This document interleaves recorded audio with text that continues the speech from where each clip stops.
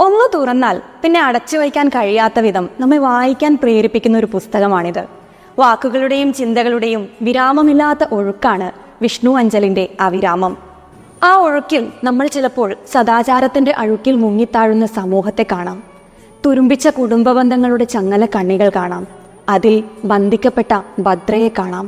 വിമോചനത്തിനായി നിലവിളിക്കുന്ന അവളുടെ ആത്മാവിനെ കാണാം. വിവാഹമോചന പെറ്റീഷനിൽ ഒപ്പിടാൻ നേരം വക്കീൽ ഭദ്രയോട് ചോദിച്ചു, മദ്യപാനം സ്ഥിരമില്ല, പരസ്ത്രീ ബന്ധം അറിയില്ല, ഗാർഹിക പീഡനം ഇല്ല, പിന്നെ എന്താണ് കാര്യം?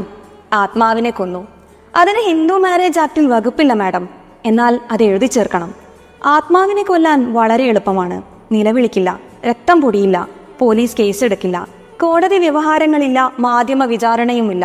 ആ കൊലയ്ക്ക് അവഗണന എന്ന ആയുധം തന്നെ ധാരാളം, മൗനം തന്നെ ധാരാളം. അങ്ങനെ ഭദ്ര വിവാഹം എന്ന ഉടമ്പടി അവസാനിപ്പിക്കുവാൻ തീരുമാനിക്കുകയാണ്.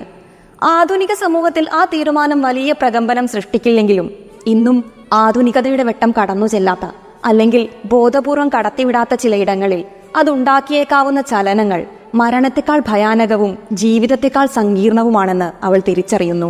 പക്ഷെ ഇനിയും വൈകിയാൽ ഇരുട്ട് തന്നെ വിഴുങ്ങുമെന്ന് അവൾ ഭയന്നു. എത്രയോ അടുക്കളകളിൽ വിവാഹമോചന കേസുകൾ എരിഞ്ഞടങ്ങാറുണ്ട്. പക്ഷെ ഭദ്ര തന്റെ ജീവിതം അങ്ങനെ എരിഞ്ഞടങ്ങാൻ വിട്ടുകൊടുത്തില്ല. കാരണം അവൾ വിമോചനത്തിനായുള്ള സമരത്തിലായിരുന്നു. ആ സമരപ്പന്തലിൽ ഇരിക്കുമ്പോഴാണ് രഘു വീണ്ടും അവളുടെ ശരീരത്തിലാകമാനം പ്രണയത്തിന്റെ വിഷം കുത്തിവെച്ചത്.